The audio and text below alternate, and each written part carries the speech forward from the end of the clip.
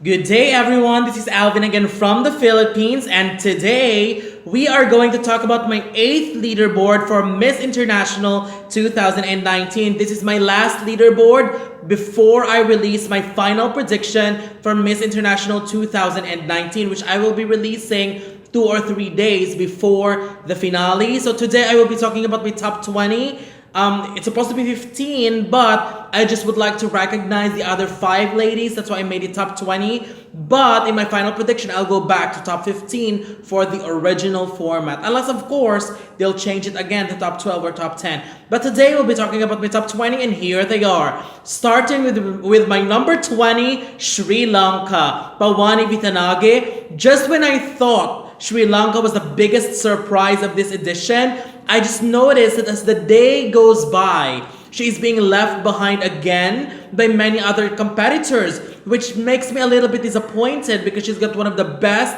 faces here, especially if styled properly. I surely wish she can pull it all together again and bring out the best in herself to go back in the competition. My number 19, Cote d'Ivoire, Paraguay.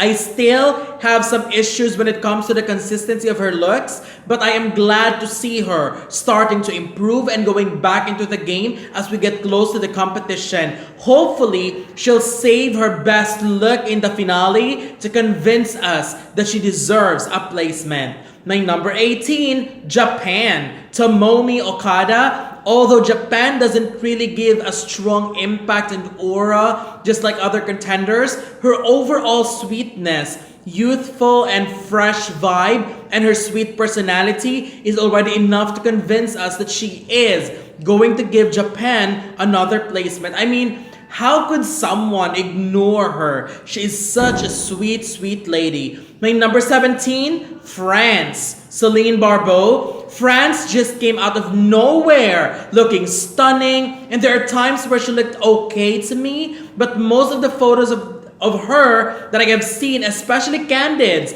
looks amazing. I was really surprised as well because she has this beautiful aura. She looked very classy and regal. Will France make it to the finals? Well, if she is consistent, we might see her making the first cut. My number 16, Paraguay, Elida Lezcano. Paraguay is still one of my sentimental favorites this year. Stunning face, beautiful smile, always styled great, and she also got a strong walk, which is why I am a believer that she could do very, very well in the finals. My number 15, India, Simrithi Bathija. For some reasons, although I myself is a believer of India, she has been hit or miss to me in this competition. Sometimes she looked great, and sometimes her style is killing her overall look. I still think that she is a potential placer, but she really needs to keep it together. Find the best styling and be consistent with it. My number 14, United Kingdom, Harriet Lane. UK will remain as one of my sentimental favorites this year, but for some reason, she's one of the candidates this year who isn't photographed that much, and I am seeing less of her, which is also the reason why she dropped some few notches. But just based on the very few that I have seen, I really wanted her to work harder, to be out there, get noticed, and because many ladies right now have already stepped up their game as well, so I really wanted her to be out there and also stepped up her game in the competition. Because right now, if you just look at the overall batch, yes, she is beautiful, but there are just others who are really standing out, and I really want her to be part of those group that is standing out. My number 13, Malaysia, Charmaine Chu. Malaysia is also one of the consistent ladies when it comes to beauty. I mean, she has a very doll-like face, beautiful, shining and smooth skin, and she's always dressed to impress, which is good. I would love to see Malaysia bring out her shine even more, because there are moments as well where I am not feeling her presence in the competition. Maybe because there's a lot of contenders that are really stepping up their game, as what I've said earlier.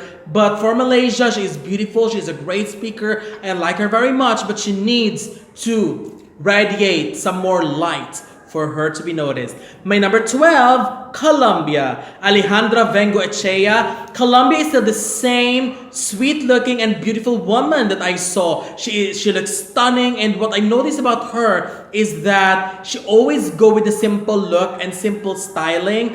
Beauty-wise, she is still a standout, but this time I am not getting that much impact like I had before, so hoping to see her work on that. My number 11, Puerto Rico. Ivana Carolina Irizarry. Puerto Rico has grown a lot on me in this competition. Before, I think her overall styling is a little bit too much for Miss International, but I am very glad she decides to go soft lately with her looks, styling, and makeup, but still maintaining the elegance and glamour. And it actually worked on her beauty perfectly. I wanted to see a fresher, younger, and a softer look for her in the finals.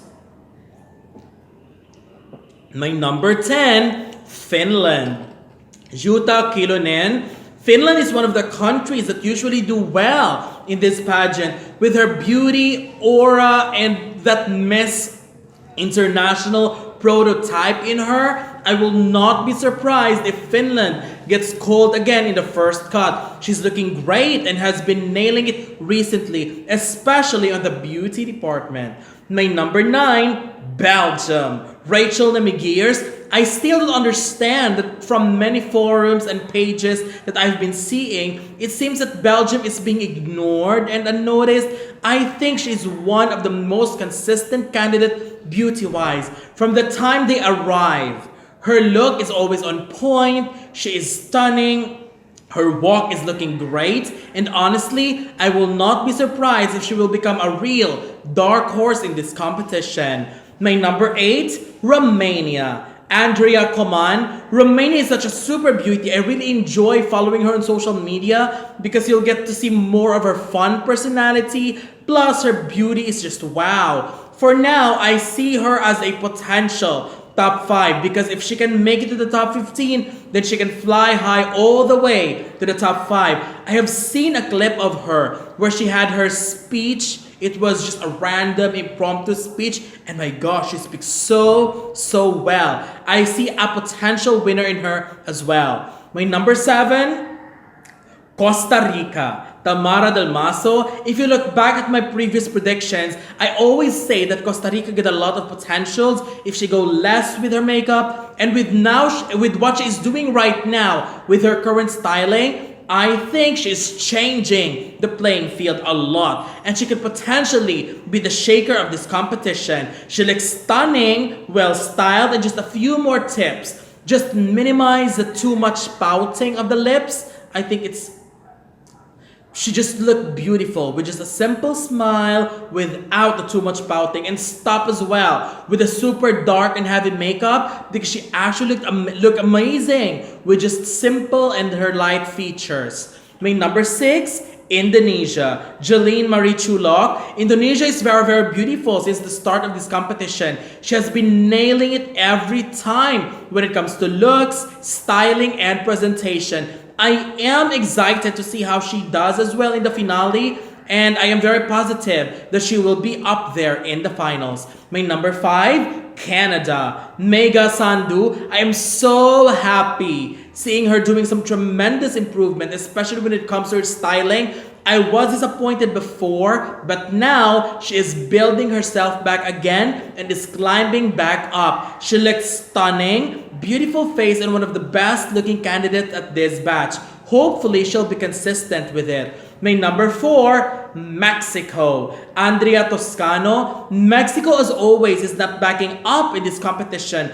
Although there are many ladies who have been improving, but Mexico is making sure to always stay ahead of the majority. Her beauty is just mesmerizing, and her presence never fails to catch the attention of everyone. And I love it. And if ever she wins, this is definitely an ultimate comeback for her when it comes to pageantry. My number 3, Uganda. Evelyn Namatovu. I love that.